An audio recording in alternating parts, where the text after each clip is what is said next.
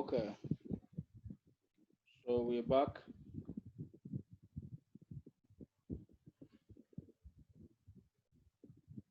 Yeah. Okay, so we were just about reading the table when we had to log off. We had our Z calculated value to be negative 0.3, okay, 0.354. And we're supposed to read the two-tailed value. Because we're dealing with T distribution this time, okay, we're going to read, sorry, we're dealing with T, so let me clear this.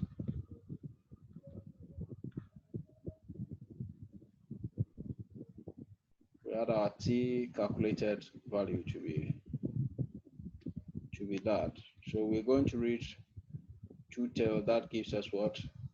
We are reading T, negative T, okay, alpha on 2, which will be 0.025,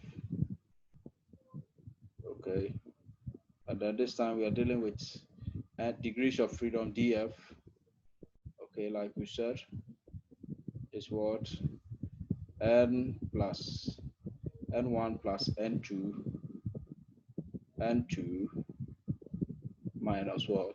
Minus 2, which we saw to be 8 plus 8 minus 2, which is 14, okay. So go to your T tables and then read the value for me, the critical value for me.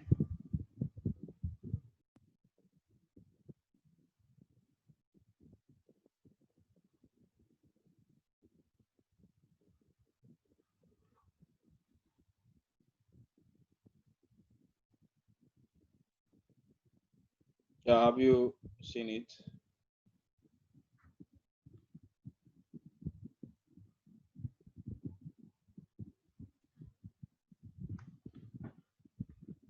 Prince, have you located a value? Sir, I'm coming. Okay.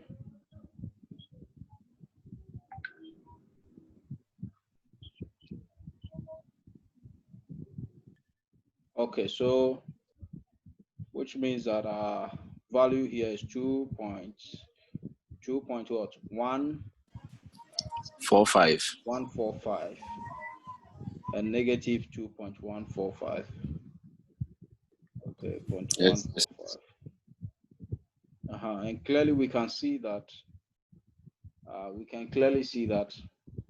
this value does not lie in the rejection region. Okay, it lies in the acceptance region. Okay, so you write that at what? At an alpha of 5%, 5% significance level, okay, we do not have enough evidence to reject the null claim, okay? We do not have enough evidence to reject the null claim, which means that we fail to reject the null hypothesis, which is what? That mu1 is equal to, or mu1 minus mu2, we wrote it as mu1 minus mu2 is equal to what? Is equal to 0. In other words, the two methods are the same, okay? The two catalysts produce the same what? Results, okay? And because they produce the same result, there's no significant difference between them. Meanwhile, N2 or the catalyst 2 gives us a comparatively cheaper, okay, it's a comparatively cheaper catalyst. Then we can what? Employ it in terms of inferences, we can employ catalyst 2, okay, in place of catalyst 1, because we've provided enough evidence to show that the two methods provide the same what? Results. Okay, now let me wrap up with this third technique. I'll not load you much. I'll wrap up on this third technique, and then I'll leave you to go back to your business. Now, but before then, this is the case 2. Okay, the case 2 is where your variance, your population variance is unknown, and we are also not assuming them to be what? To be equal, okay? That the population variance for the 2 samples are different. That is sigma squared 1, or variance for population 1 is different from the variance for population 2. If it is, and the sample size is still small, what we are saying is you will still be using the T distribution, okay? But this time you don't find the spool mean, you don't find SP, okay? You are not finding SP this time, okay? So use the normal test statistic, which we know. But what you're going to do is you have to calculate your degrees of freedom. Your degrees of freedom is given by this formula here, okay, which is the variance, okay, the variance square over here over S1 squared over N1 all squared divided by the degrees of freedom plus S2 squared over N2 squared over N2 minus 1. Okay, so once you calculate for that, let's say you have that value. Once you finish calculating, you get maybe 7. Okay, then you are going to base on the type of tests. If it's one tail, then it will be T 0.05. Okay, that's given that alpha is 0.05 with the calculated degrees of freedom from this step. Then you find the critical value and compare your calculated test statistic value with the critical value to make a decision. Okay, so we would wrap up on the difference of 2 independent means. The difference of 2 independent means. If you have any question, you can ask me before we go on to the difference in 2 dependent what means. If there are any questions, you can ask.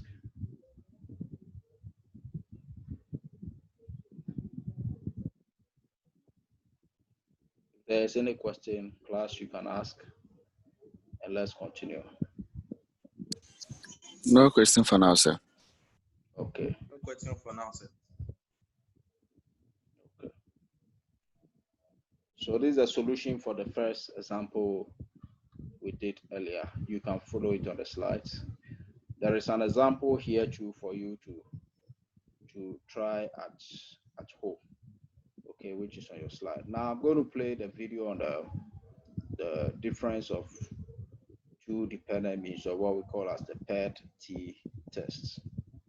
Okay, just a. So it says that 5 samples of ferrous type substance are being used to determine if there is a difference between a lab Class, can you see my screen? X-ray fluorescent analysis of an oil ion content.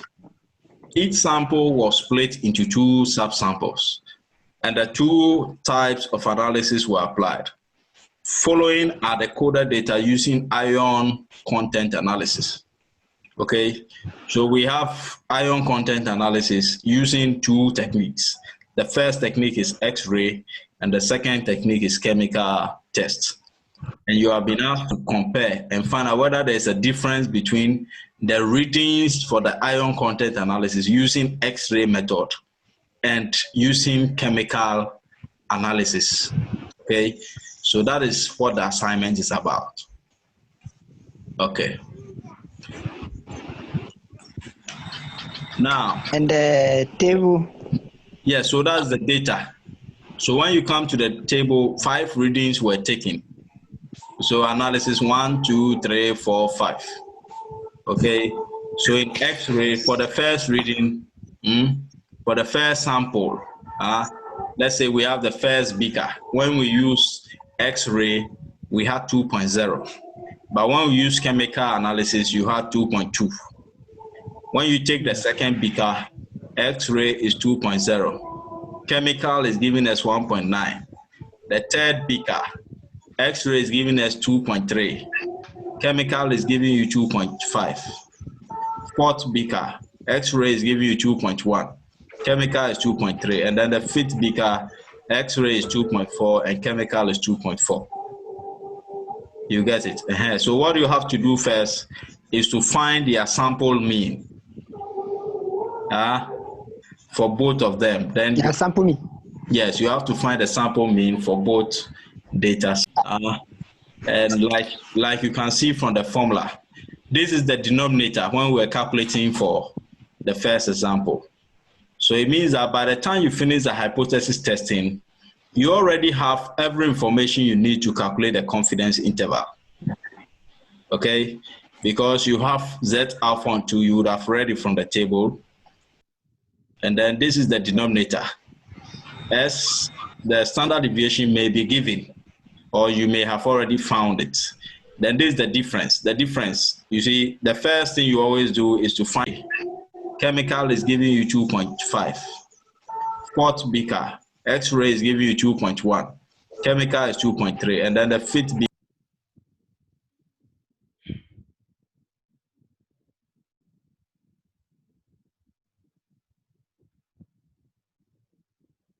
like you can see from the formula, this is the denominator when we're calculating for the first example.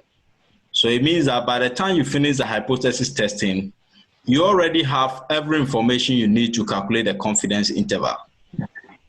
Okay? Because you have Z alpha on 2, you would have read it from the table. And then this is the denominator. S, the standard deviation may be given, or you may have already found it. Then this is the difference. The difference, you see, the first thing you always do is to find the mean for both data sets. And then you find the difference, yes. So in calculation of confidence interval, you don't have to calculate anything new. You only substitute the values you've had from the question, okay? So for example, for this question, this is the denominator, okay? You've already calculated it. Z alpha on 2, we've already read it as 1.96. And then the difference here too, when you find a difference, I think you get around 9 point something, okay? Yeah, so that has already been calculated. In calculating the confidence interval, you come and bring that 9 point something value here, maybe 9.7.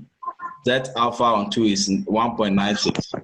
And then the value you have for the denominator here to calculate the confidence interval. Any question on that point?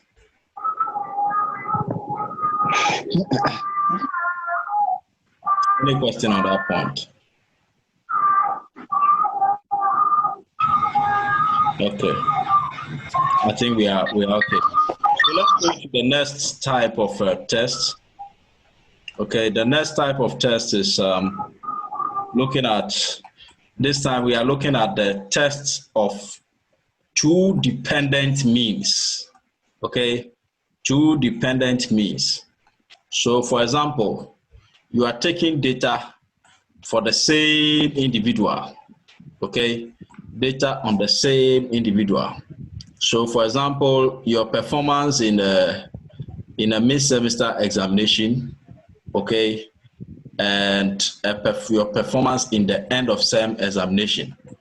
If I want to check, okay, whether there is a difference in your performance for mid-semester and end of semester, whether there are differences in the two, then you're going to use what? A paired t-tests, okay, a dependent t-tests, okay, analysis. And for the dependent t-tests, this is the test statistic. It's a very simple one. All you do is to find the difference, the average of the difference, okay, which is giving us average. Average is mean. So the numerator here is the average, the mean of the difference. So first, find the difference of the two data sets. When you are done, you will find the mean of the difference. So you sum everything and divide by n. That will give you the numerator. Then the denominator is the standard deviation. Okay, this SD is the standard deviation of the difference. Okay, so after you found the difference, find the standard deviation of the difference, the data you had from the difference. Okay, and then you square it, or more or less your variance. Okay, divided by what? N. Then find the square root of everything. Okay, so that is the formula here. That's summation d squared minus what? Summation d squared over n, all over what? N minus 1. Okay, and your degrees of freedom here is n minus 1. Okay, good. I'm sure we all have the formulas down, right? I'm sure we all have the formulas. If you don't have it, just take note of it. Like I always say, make sure you read the note before you come to class. Okay, take note of the formulas before you come to class, so that whilst in class, we don't have to be going back to be writing the formulas again. So take note of that. Okay. If you have any question, you can raise your hand. Let me address it for you. Okay. Yeah, so I'm moving on to the question. We want to try an example on that. Okay. Yeah, so we have a question. We've been told that, okay. So here we have a question on output input analysis, or better still, yes. Anybody with a question? Anyone with a question? Okay.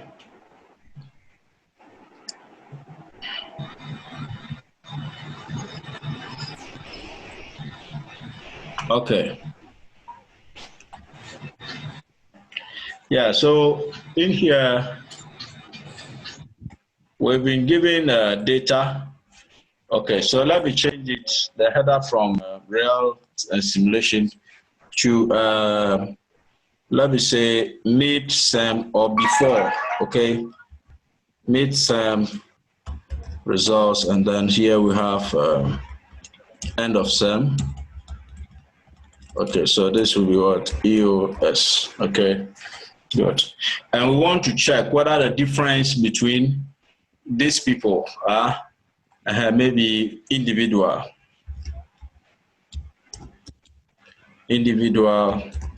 okay, whether there is a significant difference, okay, between their performance. So like we said, in the first step, what you do is to calculate the difference. You need to calculate the difference, okay, which is D. And in calculating the difference, you just subtract the mid-semester scores from the end of semester scores, okay? So that is 25 from 28 will give us 3. Good. Then 23 from 19 will give you -4. 30 from 34 will give us 4. 7 from 10 will give you 3. 3 from 6 gives you 3. 22 from 26 will give you 4. 12 from 13 will give you 1. 30 from 47, 17. 5 from 16 is 11. 14 from 9 is -5. Okay. Then that is the sum of D will give you 36. So if you want the average, okay, of the difference, you divide by the total sample size, which is 10. There are 10 observations in all. So this is how it looks like. That is 37 over 10, which is 3.7 for the numerator. Okay. Then in the denominator, we have what? we know how to find the standard deviation. It's always what? Summation d squared, okay? Which means that you have to square the difference. So 3 squared is 9. Negative 4 squared is 16. So you square the difference and then you sum the square of the difference. That gives us 511, okay? And the formula for the standard deviation is always summation d squared minus summation what? D all squared. So summation d is 37 squared over the n. The n affects just the 37. Don't forget that. So this first n affects the summation what? The n here, that is the 10, will affect 37 squared. It doesn't affect 511. Then the next denominator will affect all the terms, which is 10 minus 1. Okay? And when you calculate that, that will give you 41.57. Okay? Good. And then divided by what? 10, the sample size. Okay, and once you calculate all of this, you get 1.81. So once you calculate this, you get 1.81 as your final resource. Okay, that it means the next step will be to determine your critical value. Okay, good. But before that, let me find out if you have any questions. So I'm unmuting you. If you have any question, you ask. Okay, sir. Yes. Please, on the standard deviation side, where you said 10 minus 1. Yes. Then the corresponding answer, the subsequent answer to that solution, that step was 3.7 minus 0 over square 41.57 over 10. I thought here in the previous step you said 10 minus 1.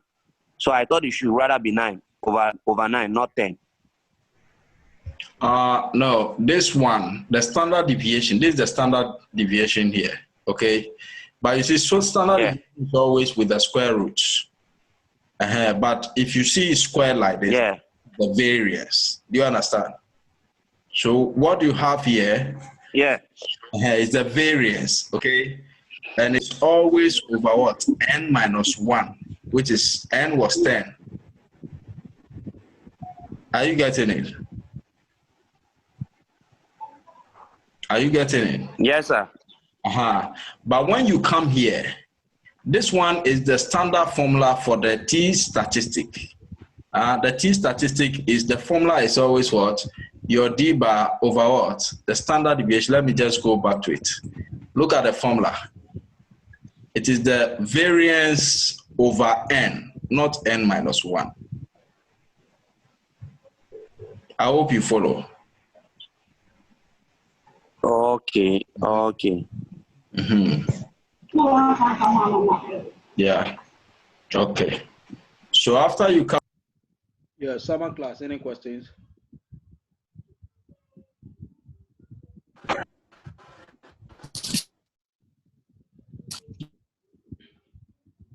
Any questions, summer class?